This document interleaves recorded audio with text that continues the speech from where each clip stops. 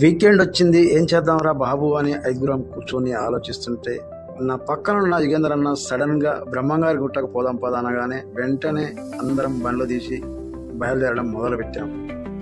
నిన్న మొన్న కురిచిన వర్షాల వలన రోడ్డుకి ఇరువైపులా గ్రీనరీ ఉండడంతో మా యొక్క వైబ్ మరో మూడ్లోకి పోయింది. ఇంకేముంది, ఆ గుట్ట ఎక్కుతూ సరదాగా ఛాయిగా కబుర్లు చెప్పుకుంటూ వెళ్ళడం ప్రారంభించాం. డ్రైవింగ్ చేస్తూ వీడియో తీయడం కొంచెం ఇబ్బందిగానే ఉంది, కానీ అదంత ప్రభావితం చేయలేదు.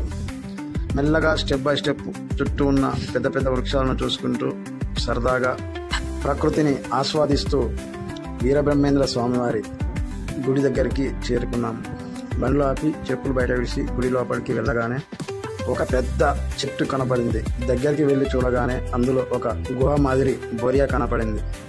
ఏంటా అని తీరా లోపలికి చూస్తే అందులో శ్రీ వీరబ్రహ్మేంద్ర స్వామివారి ప్రతిమ ఉండడంతో చాలా ఎక్సైట్కు గురయ్యాం.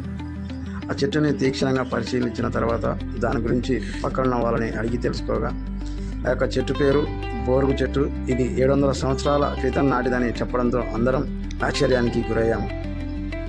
అయితే ఆ కాలంలో శ్రీ బ్రహ్మంగారు ఈ యొక్క చెట్టు రంధ్రంలో కూర్చొని ధ్యానం చేసేవాడట. మీరు కూడా చూడండి ఒకసారి, ఎంత అద్భుతంగా ఉందో.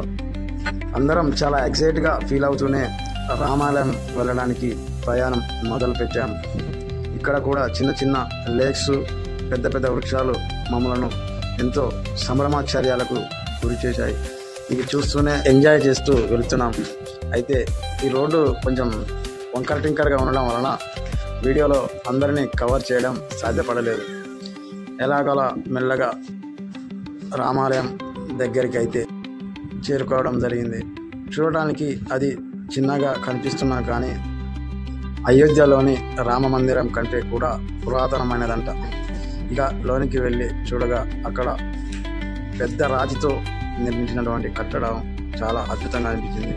ఇంకా దగ్గరికి వెళ్ళి చూడగా లోపల ఉన్న విగ్రహాలను కనులారా వీక్షించి కొన్ని ఫోటోలను తీసుకొని మరలా అక్కడ నుంచి తిరుగు ప్రయాణం మొదలు పెట్టాము.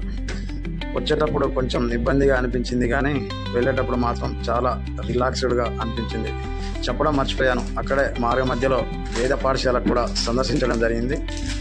దాని అనంతరం కొంచెం థమ్స్అప్ తాగి రెస్ట్ తీసుకొని మరలా ప్రయాణం మొదలు పెట్టాము. మొత్తానికైతే మా యొక్క అనుకోని ప్లాను చాలా విజయవంతంగా ముగిసింది.